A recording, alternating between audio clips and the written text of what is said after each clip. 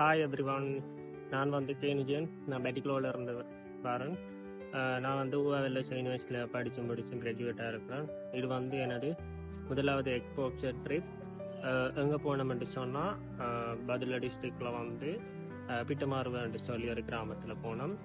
அங்கே போய் கிட்டத்தட்ட நிறைய பிள்ளைகள் வந்திருந்தாங்க.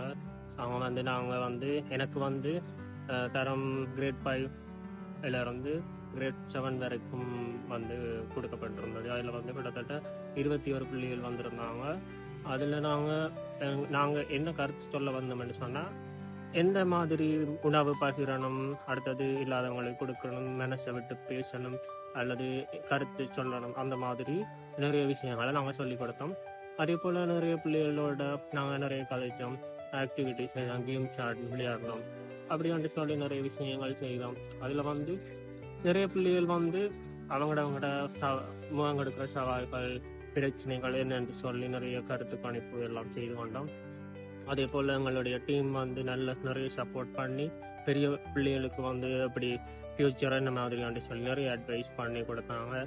அப்படியே நிறைய வசதிகளை சொல்லி கொடுத்தோம்.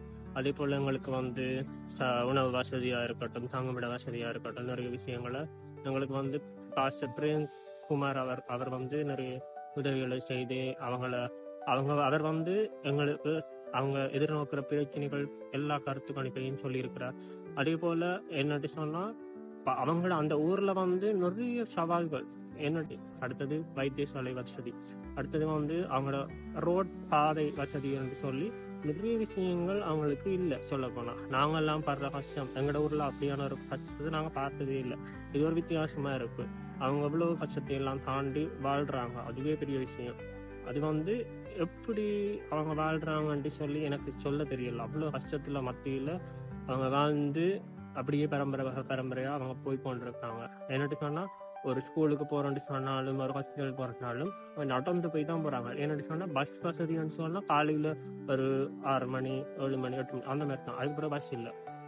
பின்னேரத்துலையும் அவங்க வேலைக்கு போறாக்கள், பொம்பளைகள், ஸ்கூல் பிள்ளைகள் என்று சொல்லி நிறைய பிள்ளைகள் இருக்கும். அவங்களுக்கும் ஒரு வசதியும் இல்லை, நடந்துதான் போகணும். பல கிலோமீட்டர் தொலைவில் இருக்கும். அப்படி அந்த குளிருக்குள்ள இவ்வளவு பிரச்சனைக்கும் அவ்வளவு இதாக நடக்கிறாங்க. அதே மாதிரி நாங்கள் தங்கின இடம் வந்து அது ஒரு எக்ஸ்டேட், ஒரு ஃபேமிலியில் ஒரு அந்த பிள்ளைகள் தாய்தாக்காண்ட வீட்டில் தான் நாங்கள் தாங்கினோம் இரவு.